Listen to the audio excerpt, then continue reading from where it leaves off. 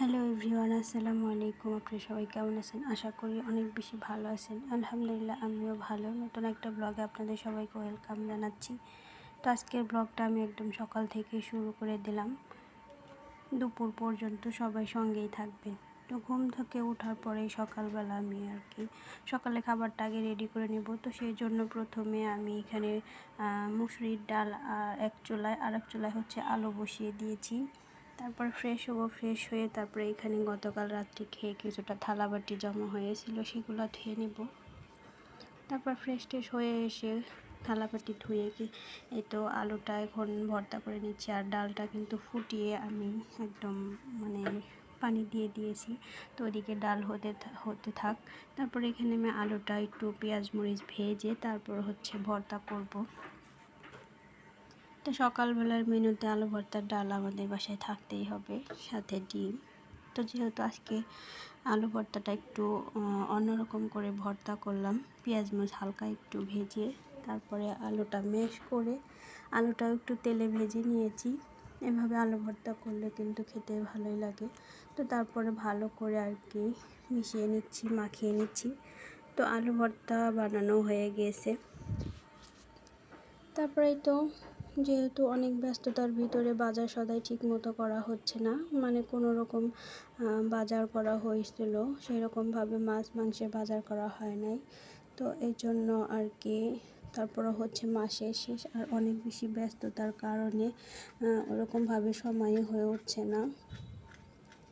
তো তারপরে এইখানে আমি দুপুরে রান্না করার জন্য প্রিপারেশন নিচ্ছিলাম। তো এইখানে আমি অয়েল জারের মধ্যে আমি অয়েলটা ঢেলে নিলাম। এই অয়েল জারের মধ্যে ঢেলে নিলে হয় কি, দেখা যায় অনেক সময় দেখা যায় আমি অল্প তেল দিব, কিন্তু দেখা যায় যে অল্প দিতে গিয়ে অনেকখানি তেল পড়ে যায়, একদম তেলের বোতলের মুখা বড় হওয়ার কারণে।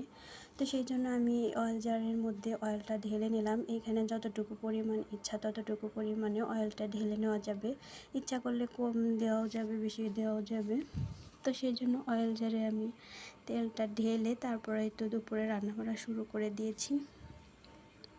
তো ভাতটা চুলায় বসিয়ে দিয়েছি। এই পাশে আমি ডিমটা রান্না করব। এখানে আমি আলু দিয়ে ডিমের পাতলা ঝোল করব। তো যেহেতু মাছ মাংসের বাজার করা হয় নাই আর ব্যস্ততার কারণে, সেজন্য আমি ডিমটাই এখন রান্না করব। তো আলুটা আমি কষিয়ে একদম ঝোল দিয়ে দিয়েছি। এরপরে দেখতেছিলাম আলুটা সিদ্ধ হয়েছে কিনা। তারপরে ডিম দিয়ে দিব, তারপরে ডিম দিয়ে আর একটু জাল দিয়ে তারপরে নামিয়ে নেব।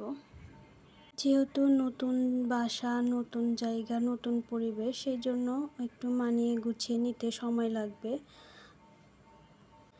তো ফ্রিজে মাছ মাংস থাকুক বা না থাকুক, শেষ সম্বল হিসেবে ডিমকেই আমরা বেছে নিই। যখন কোনো কিছু না থাকে, উপায় না থাকে, তখন আমরা ডিমকেই বেছে নিই। তো যাই হোক, আমার রান্না কিন্তু হয়ে গিয়েছে। তো এখন আমি তরকারিটা একটা বাটিতে বলে ঢেলে নেব। তারপর ভাতটাও বলে বেড়ে নেব। এই তো রান্না বাড়া শেষ করে দেবো, সেই সাথে ভিডিওটাও শেষ হয়ে গেল। তো তারপর এখন আমি সব কিছু বেড়ে টেবিলে দিয়ে দিব। এতক্ষণ যারা ধৈর্য সহকারে আমার ভিডিওটা সম্পূর্ণভাবে দেখছেন, তাদেরকে অসংখ্য ধন্যবাদ। সবাই ভালো থাকবেন, সুস্থ থাকবেন। আর আমার ভিডিওগুলো যদি ভালো লাগে, লাইক কমেন্টস করে দিবেন, সাথে শেয়ারও করে দিবেন যদি সময় থাকে। তো যাই হোক, আল্লাহ হাফেজ সবাইকে।